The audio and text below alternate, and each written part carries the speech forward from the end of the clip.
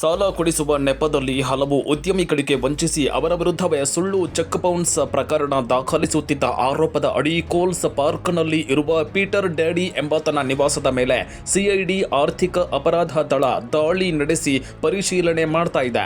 Peter daddy ವಿರುದ್ಧ ನಗರದ ಹಲವು ಪೊಲೀಸ್ ಠಾಣೆಗಳಲ್ಲಿ ವಂಚನೆ ಪ್ರಕರಣಗಳು ದಾಖಲಾಗಿದ್ದವು.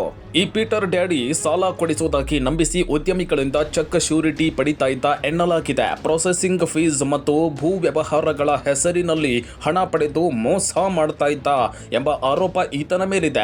ನೀಡಿದ ಹಣವನ್ನ ವಾಪಸ್ ಕೇಳಿದಾಗ ಉದ್ಯಮಿಗಳ ವಿರುದ್ಧವೇ ಚೆಕ್ ಬೌನ್ಸ್ ಕೇಸ್ ದಾಖಲಿಸುತ್ತಿದ್ದ ಎನ್ನುವ ಗಂಭೀರ ಆರೋಪಗಳು ಇವೆ.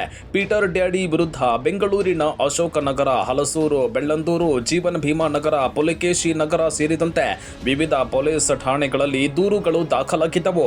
ಪ್ರಕರಣದ ಗಂಭೀರತೆ ಅರಿತ ಸಿಐಡಿ ಆರ್ಥಿಕ ಅಪರಾಧ ದಳ ತನಿಖೆ ಕೈಗೆತ್ತಿಕೊಂಡಿತ್ತು. ಕಳೆದ ವರ್ಷ ಆಗಸ್ಟ್ನಲ್ಲಿ ಪೀಟರ್ ಡ್ಯಾಡಿ ವಿರುದ್ಧ ಪುಲಕೇಶಿ ನಗರ ಠಾಣೆಯಲ್ಲಿ ಸುಬ್ಬರಾವ್ ಎಂಬಾತ ದೂರು ದಾಖಲಿಸಿದ್ದರು.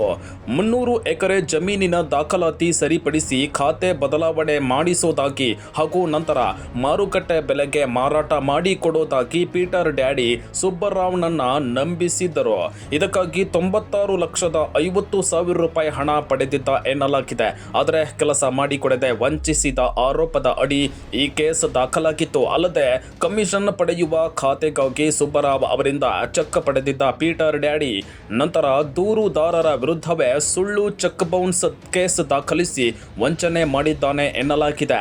ಈ ಪ್ರಕರಣವನ್ನ ನಂತರ ಸಿಐಡಿಗೆ ವರ್ಗಾಯಿಸಲಾಗಿತ್ತು. ಸದ್ಯ ಸಿಐಡಿ ಆರ್ಥಿಕ ಅಪರಾಧಗಳ ಅಧಿಕಾರಿಗಳು ಪೀಟರ್ ಡ್ಯಾಡಿ ನಿವಾಸದ ಮೇಲೆ ದಾಳಿ ನಡೆಸಿ ಪರಿಶೀಲನೆ ಮಾಡ್ತಾ ಇದ್ದಾರೆ. ಈ ದಾಳಿ ವೇಳೆ ಕೆಲವು ಮಹತ್ವದ ದಾಖಲೆಗಳು ಪತ್ತೆ ಆಗಿರುವ ಸಾಧ್ಯತೆ ಇದೆ ಅಂತ ಮೂಲಗಳು ತಿಳಿಸಿವೆ.